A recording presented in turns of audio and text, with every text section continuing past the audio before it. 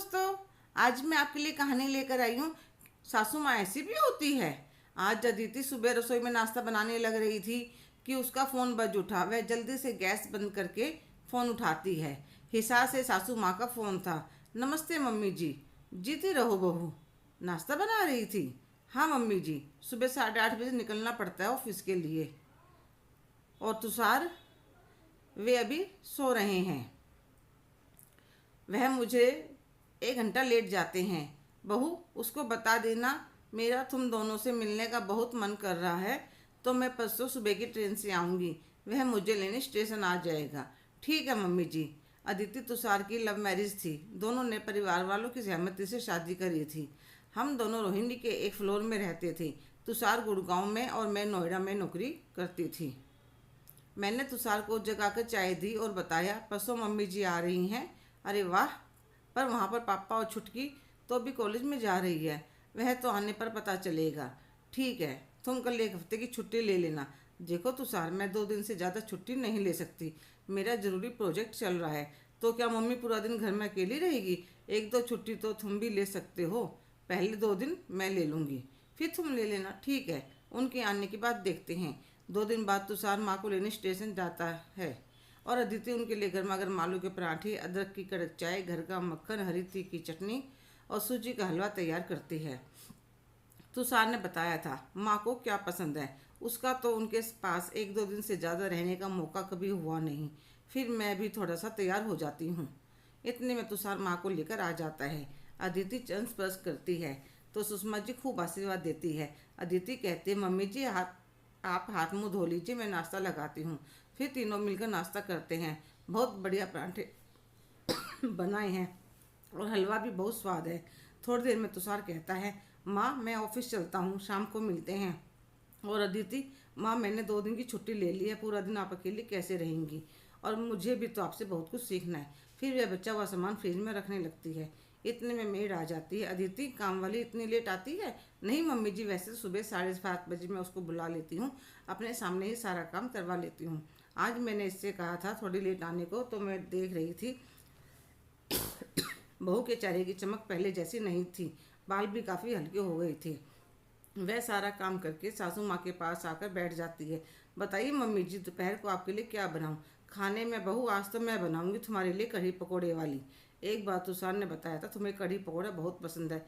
अरे नहीं मम्मी जी, आप क्यों परेशान होते हो? और आप बताइए आपकी पसंद का बनाऊंगी, मुझे भी बहुत पसंद है कढ़ी पकौड़ा। चलो, तो फिर दोनों सास बहू बनाती हैं। दोपहर को खाना खाने के बाद सास बहू कभी सीरियल, कभी किसी रेसिपी की बात करती हैं। अदिति कहती है, माँ छुटकी अकेली मैनेज कैसे करेगी? नहीं, वह तुम्हारी बुआ जी आई हुई हैं। कहने लगी यहाँ का मैं देख लूँगी। भाभी तुम बच्चों से मिल लाओ। शाम को सासू माँ कहती है, अदिति थोड़ा तेल गर्म करके ले आ। अभी लाई मम्मी जी। और वह ले आती है। ला बहू मुझे दे। नहीं मम्मी जी, मैं लगाती हूँ। यह मेरे लिए नहीं, तुम्हारे लिए मंगवाया है। आओ मैं तुम्हारे बालों में लगाती हूँ। अरे नहीं मम्मी जी, मैं क्या अपने आप लगा लूँगी। सास के सामने जुबान चलाती है। क्या मम्मी जी आप भी? और वह उनके पास बैठ जाती है। मैं उसके बालों में तेल लगाते हुए पूछती हूँ, तुषार और तुम्हारे बीच में सब ठीक है ना? मम्मी जी सब ठीक है। सुषमा जी सोच रही थी कुछ तो है जो बहू को परेशान कर रहा है, पर वह बता नहीं रही। थोड़ी देर बाद तुषार ऑफिस से आ जाता है।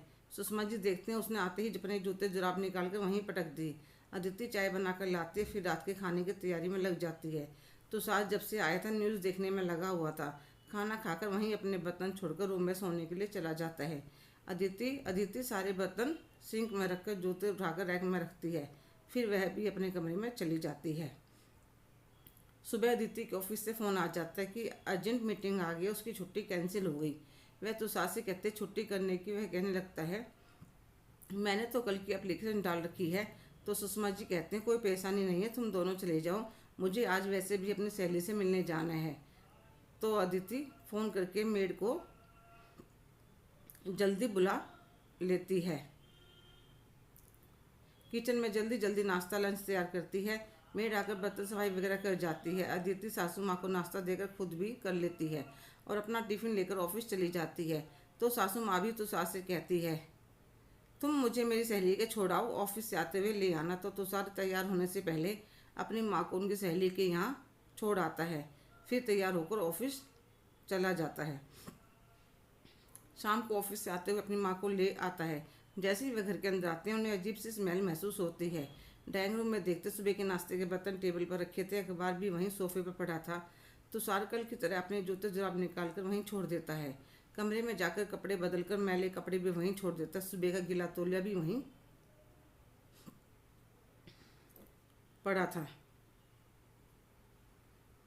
कुछ देर में अदिति आ जाती है। तुषार उसे पानी भी नहीं पीने देता, पहले ही कहने लगता है, अदिति चाय बना लाओ, कुछ खाने के लिए भी ले आना, और खुद टीवी चलाकर बैठ जाता है। अदिति हम तीनों के लिए चाय बिस्किट लेकर आती है। चाय पीने के बाद सारा ड्राइंग रूम साफ करते गिला तौलिया बेड पर से उठाकर फैलाती है। मैले कपड़े वॉशिंग मशीन में डालती है। फिर कपड़े बदलकर रात के खाने की तैयारी में लग जाती है। मैं भी उसकी मदद करने लगती हूँ। खाना खाने के बाद तीनों सो जाते हैं। मैं रात भर सोचती रही। तुषार की आदतें बिल्कुल अपने पापा के ऊपर गई हैं। मैंने कितनी कोशिश करी थी थोड़ा बहुत घर का काम सीख जाए, पर इसके पापा ने सीखने ही नहीं दिया। कहते यह सब काम तो औरतों के होते हैं। सोचते सोचते मुझे भी नींद आ जाती है। सुबह नाश्ता और लंच तैयार करके ऑफिस चली जाती है।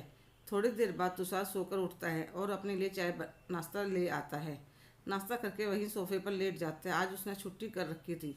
सुषमा जी तुषार से कहने लगी, तुषार अदिति मुरझा गई है, क्या वजह है? कुछ परेशानी है? पता नहीं माँ, दिन प्रतिदिन चिड़चिड़ी होती जा रही है।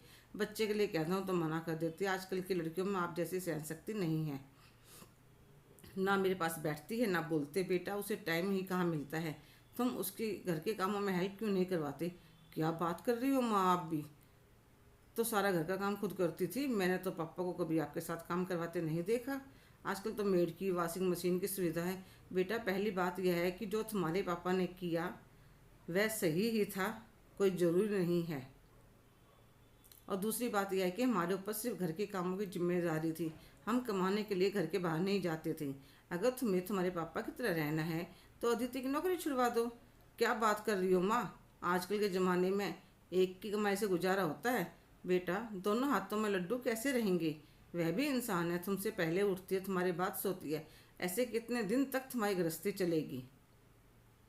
तुम उससे 1 घंटा लेट जाते हो, 1 घंटा पहले आते हो। क्या तुम उसे 1 कप चाय का बनाकर नहीं पिला सकते? ज़्यादा नहीं तो अपना काम तो कर सकते हो, जैसे जूते निकालने पर रैक में रखना, अपने झूठे बर्तन उठाना, अखबार तय करके रखना। हाँ माँ, आप सही कह रही हो। अब तो साथ छोटे छोटे काम करना सीख रहा था। सुषमा जी ने उसे आटा गूँथना, सब्जी काट कर रखना भी सिखा दिया था। बेटा जो टाइम बचेगा वह पल तुम एक दूसरे के साथ बिता पाओगे। 1 हफ्ते बाद सुषमा जी चली जाती हैं। कुछ दिनों बाद अदिति का फ़ोन आता है। माँ, मुझे लगता था सारे काम आप करती थी, पर आपके जाने के बाद भी ऑफिस से आने पर जब हर रोज़ घर व्यवस्थित मिलने लगा, खाने की तैयारी हुई मिलती, तब तो तुषार ने मुझे बताया कि माँ ने पहले मुझे समझाया और फिर सिखाया। थैंक यू माँ। अरे बेटा इसमें थैंक यू वाली क्या बात है? अगर तुम्हारी परेशानी हम नहीं समझेंगे तो कौन समझेगा? खुश रहो मेरे बच्चों। आई लव यू माँ। आई लव यू बेटा। सुषमा जी के चेहरे पर संतोष था कि बेटा बहू के बीच में दरार आने से पहले ही उस पर रोक लग गई। हेलो दोस्तों, कैसे हो आप सभी? आज की कहानी आपको कैसी लगी कमेंट करके ज़रूर बताइएगा। अगर आप मेरे चैनल पर नए हैं तो लाइक शेयर सब्सक्राइब करना ना भूलें। धन्यवाद।